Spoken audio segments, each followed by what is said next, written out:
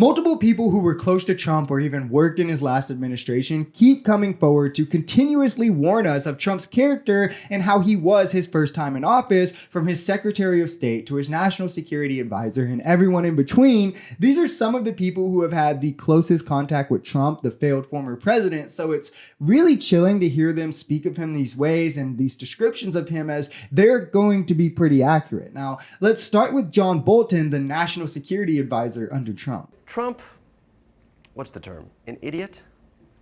Well, I think Rex Tillerson had the iconic two-word description of Trump. The first word I won't repeat even on your show, the second of which was moron. Rex Tillerson, of course, is Trump's Secretary of Defense. This is who shared the sentiment that Trump's National Security Advisor here is agreeing with, two of the highest ups in Trump's administration, saying, hey, he's really not that bright. He's kind of a moron. Should be all that we need to hear to understand that this guy is practically the Mr. Magoo of the presidency. But let's hear what he also has to say about Trump's infatuation with Putin. What is Trump's infatuation with Putin?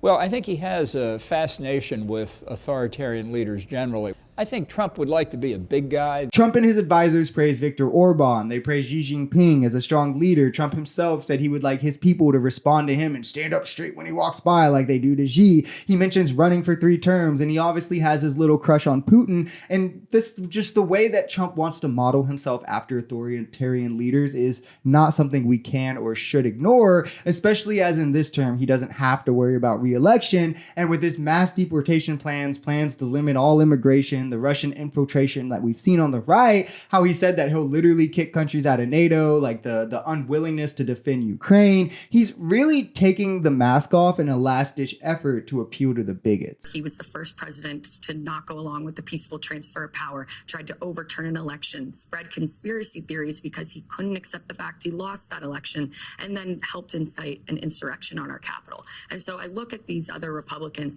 and I just wish that they would grow a backbone and a spine and just know that they want to say these things publicly, and we need to create a permission structure in which they can. And so that's why I think it's so important for Republicans like myself and others to be out there saying these things, to show that it is okay to go against Donald Trump, and that, you know what, some things are more important than having a career in politics. And as Liz Cheney said, their dishonor will remain long after Trump leaves. It comes down to people who don't want to jeopardize their career in Republican politics, so they don't dare go against the nominee, and voters who are then brainwashed into believing it all, which shows that elected Republicans really only care about power. You've seen Ellie Stefanik, J.D. Vance, just multiple Republicans who came out after January 6th in that small window where they thought Trump was actually going to be gone, Nancy Mace as well, where they spoke out against him only to then turn around and instantly run defense for him when they realized he would be the nominee again. And that's why this year the left is even going to do the little Republicans a favor in finally ridding of Trump once and for all. If you enjoyed this video, we're Social Society. We're a commentary channel influenced by politics, society, and the economy.